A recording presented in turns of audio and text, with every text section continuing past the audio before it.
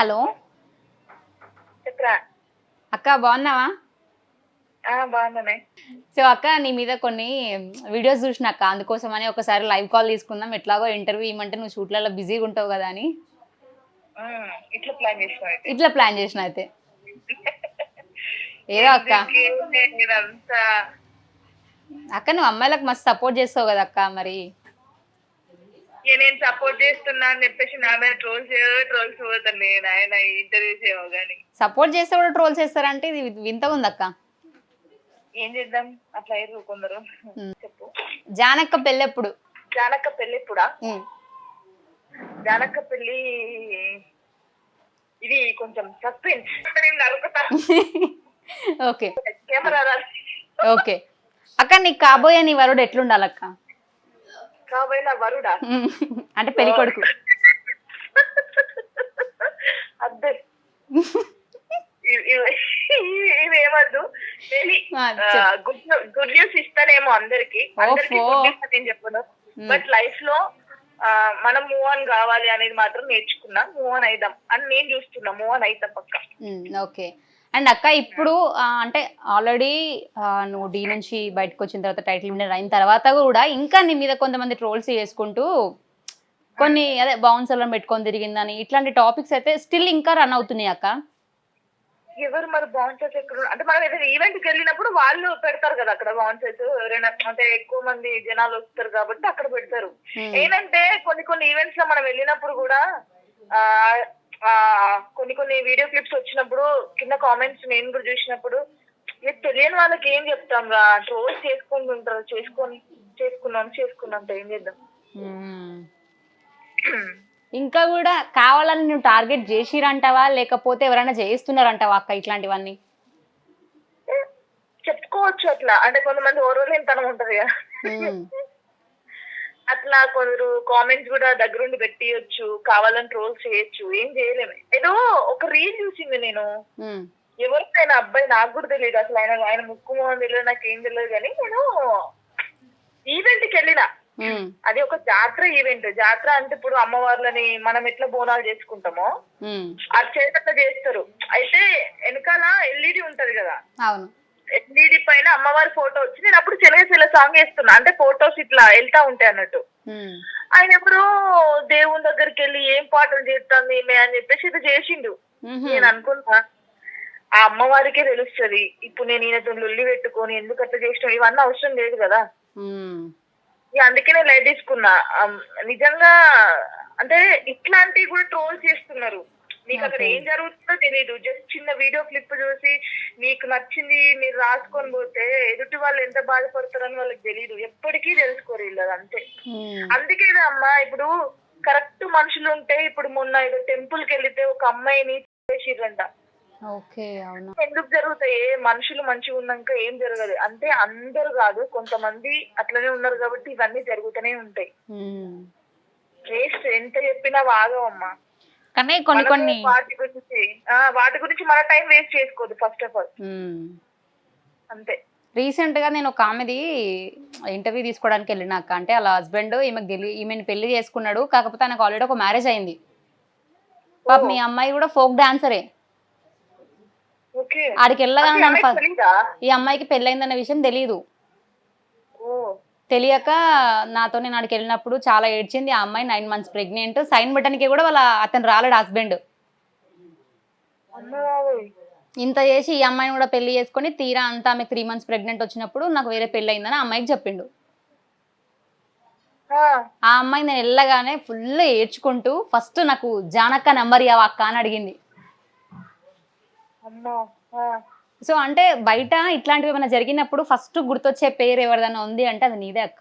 ఇప్పుడు అమ్మాయి ఏమన్నది, నాకు జానక్క వల్ల అయితేనే ఏదో ఒక హెల్ప్ జరుగుతుంది, ఒక్కసారి జానక్కతో మాట్లాడించక్క అని చాలాసార్లు అడిగింది.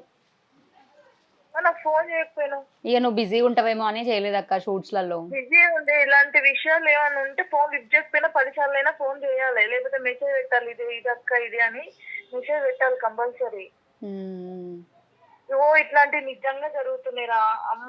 నేను అమ్మతోనే చెప్తున్నా, నేను చాలా మందిని చూసిన పెళ్లి కాలేదని చెప్పేసి అబ్బాయిలు రావడం, కొంతమంది అమ్మాయిలు కూడా పెళ్లి కాలేదు నాకు అని చెప్పేసి అబ్బాయిలను కూడా పెళ్లి చేసుకోవడం, తర్వాత తిరగడం, తర్వాత గొడవలు అవ్వడం. ఏందో వింత ఉంది.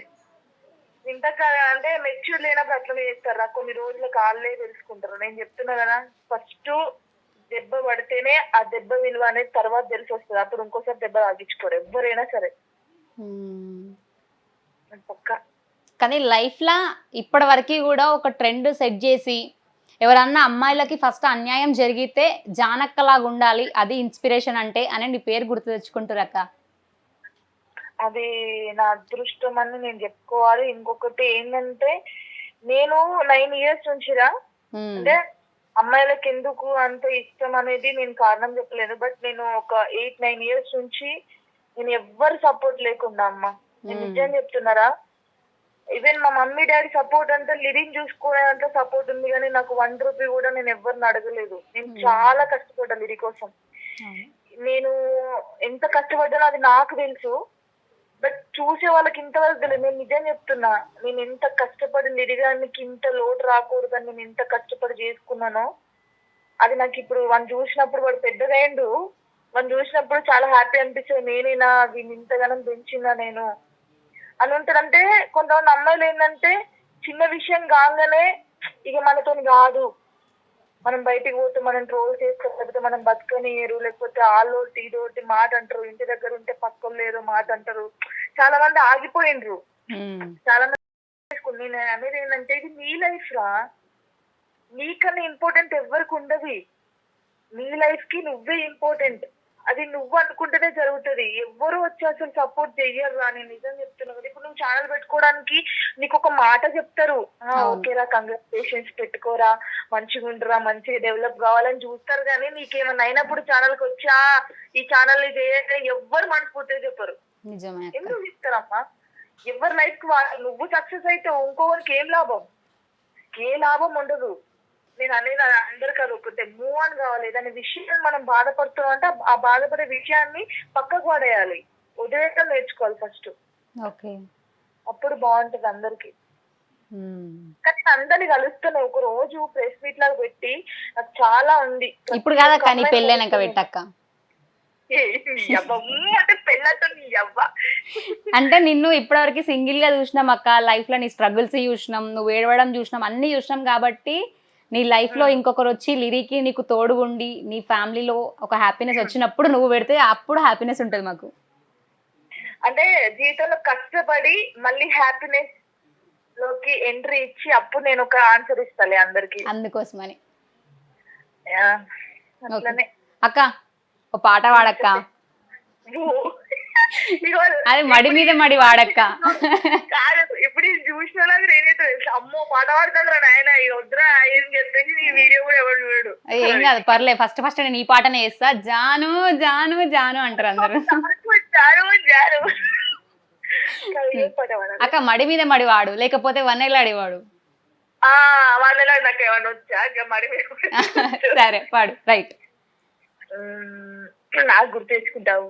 జానమ్మ పాట పాడుతుంది, అందరు రెడీగా ఉండురే. ఉరుకుతారు. నువ్వు ఆడినప్పుడు నీకు మిలియన్స్ ఆఫ్ వ్యూవర్స్ లైక్స్.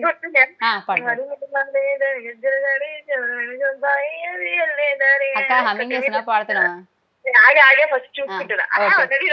సరే రెడీ రెడీ రెడీ రెడీ. మడి మీద మాడి దాని గజ్జల దాడి, అది విన చంపాయే దాని ఎల్లేదారి, గుట్ట మీద గుట్ట అది సిలకల గుట్ట, చూస్తే చిన్నది గానే అది కౌసు పిట్ట. Nice nice.